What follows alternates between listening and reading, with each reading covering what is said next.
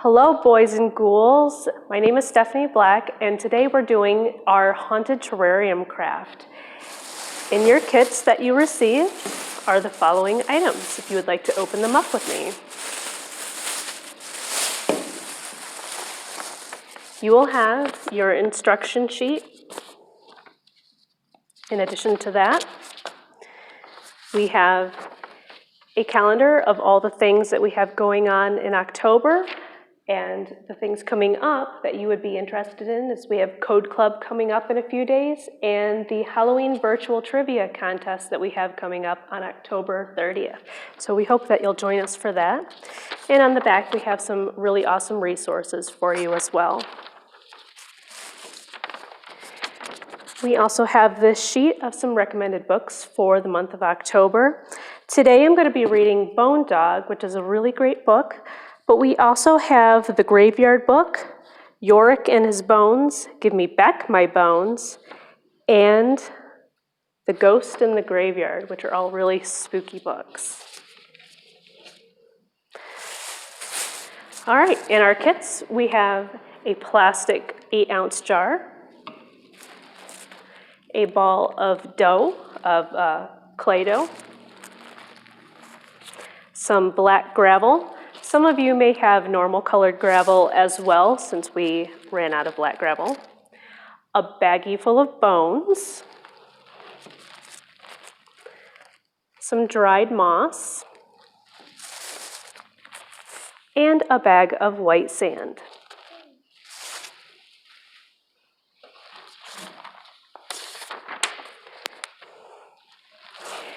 Now the sand and the rocks are pre-measured out. They're about 3 tablespoons each, which fits really nicely in this jar.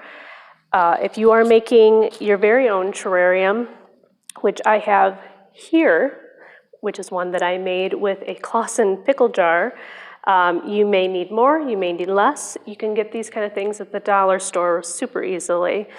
And I will actually explain what's in this one in just a moment.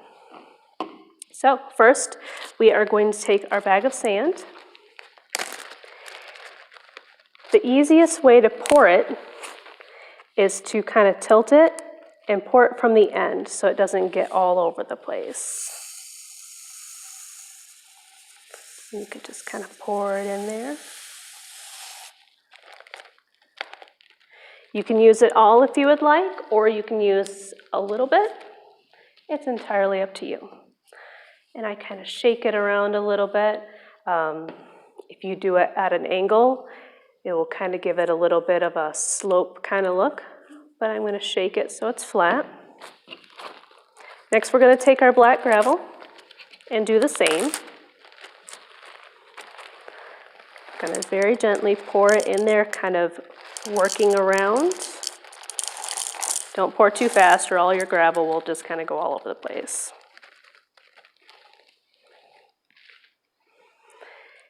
And what I like to do is I like to tuck in the gravel on the sides and kind of fill it in so it gives it more of a ground kind of look, because the ground is certainly uneven. There. Next, we have our moss. And you will just need a pinch, but you can use all of it if you would like. And you just kind of stuff it in there and pat it down.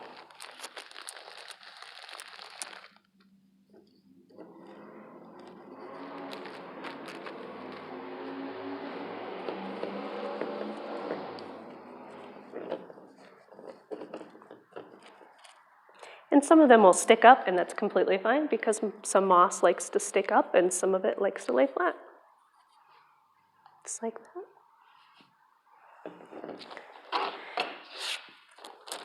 Now I actually should have done this at first, but if you're doing it just now, that's completely fine.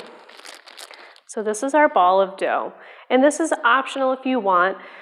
This is not something you will be placing in there immediately. You'll be placing in there probably the next day you do your craft. Will be our gravestone. So What I like to do is I like to just kind of roll it in a ball like this. It makes the creases in the dough a little bit smoother. And kind of like that, so you got a ball. And then I like to smush it down so it's flat. And then shape it into a gravestone shape by pinching your fingers on the side and on the top. And that will create a uniform shape like that. And then to make it flat on the bottom, you just push it down onto the table like that. And now we have a flat little shape. You can write RIP on it, which means rest in peace, which I'm doing with my fingernail, so it gives it a sharp little creepy look. And it will dry that way. If you have a little needle or something with the help of your parents, you can also draw little cracks in there. And once this is dried, you don't have to keep it a yellow color. You can paint it gray. You can do little mossy details on this. Just make sure that it is fully dried before you do any kind of painting on it. So next will be our bones. Everybody will probably have different bones in this kit. What was included, some kits have skulls in them, some of them have legs, some of them have arms, some of them have rib cages, and some of them have little pelvises. And that is what I got in my randomly selected kit. So you just go ahead and take your bones and just gently set them in there. If you have a leg one, these are a little tall for the jar. So with the help of a parent, you can always snip right there at the joint and just cut the bone like that. So you can have two bones. And you can just set it in there in the gravel. So you got a silly upside down skeleton foot sticking out, or a hand or an arm or whatever you decide to put in there that your kit allows. So once this is dried, you will be able to put it in your terrarium, and if it's painted, just make sure it's fully dry, and you would set that in there just like that, and then your kit would be essentially done. You would screw on the top of the lid, and ta-da, you've got your very own graveyard terrarium. Now, an optional thing that you would be able to do, sometimes you can get a different kind of clay, which is what I originally did. This is a terracotta clay that I used that I didn't have to paint. Some grave markers are used out of terracotta, and some are used out of marble. Some are clay, it just depends. And for this kit right here, this is what I actually did on my own at home, using some of the bones. This is a live moss, and if you would like to do live moss instead of some of the moss that we have included, what you will need to do is you will need to go outside and you will need to find a moss patch. Just very gently to harvest the moss, kind of cut around the size that you would need. Generally, if you take the lid of your jar or anything that you're using to do this with, you would put it down and just kind of trace around that with your finger or a knife or whatever digging tool you have. And just take the moss and a little top layer of dirt with you. That's all you need, because the moss is actually not very rooty. It does not have a lot of roots that grow very deep into the dirt. So once you have this harvested, you can put that in there and continue the steps as normal. Just make sure you're not using any glue or any adhesives, because that can actually kill the living plant that's in it. And you'll want to set this in a spot that is warm, that has indirect sunlight. And I actually found that out as an experiment, because this is the first kit that I made. And as you can see, it looks a little gray. It's coming back slowly, but I put this in a shady area in my home, and the moss kind of turned a brownish kind of color. It did not like the full shade.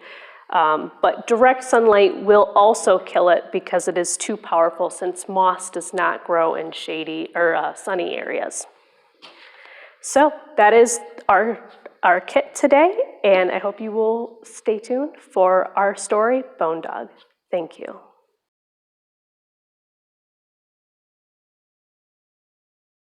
The story that we're reading today is called Bone Dog by Eric Rodman.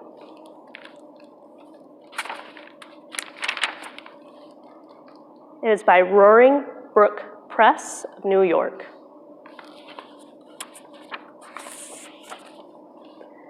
Ella and Gus had been friends for a long, long time.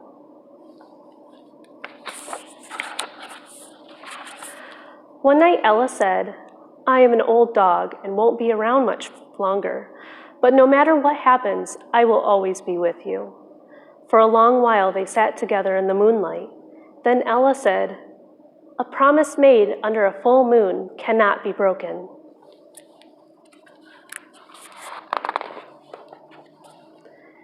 After Ella was gone, Gus did not feel like leaving the house, but he did. He didn't want to do his chores, but he did. And when Halloween came around, Gus didn't feel like trick-or-treating, but he pulled on his costume and trudged out the door.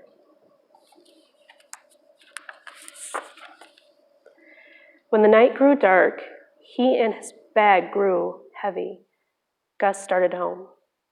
Past the school, around the pond, and through the graveyard, the wind moaned. The clouds swallowed the moon.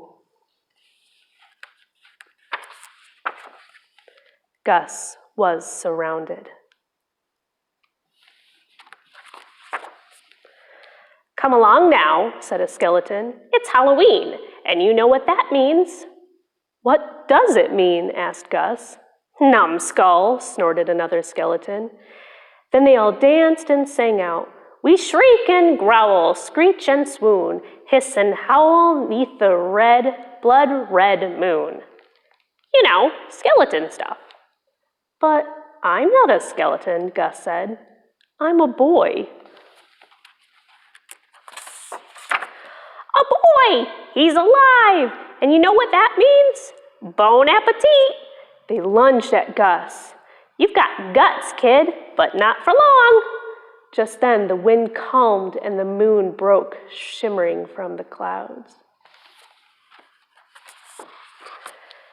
The skeletons whirled. "Ella!" cried Gus. "A bone dog?" cried the skeletons. "Is that all you've got? Well, tickle my ribs. Why would we be afraid of a bone dog?" Ella barked and growled. It gave Gus an idea. He joined in barking and growling. Together with all of their might and at the top of their voices, boy and dog howled into the night. A moment later, an answer came from a distance. The skeletons stopped dead in their tracks. "Wolf? Dogs? Real live dogs?" Skeletons ran away in fear. And the dogs chased after them. I bet that sounded pretty funny. And Ella got a bone.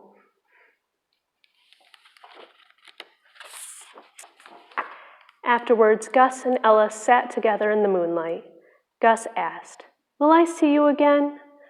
"A promise made under a full moon cannot be broken," said Ella. With that, she disappeared into the night.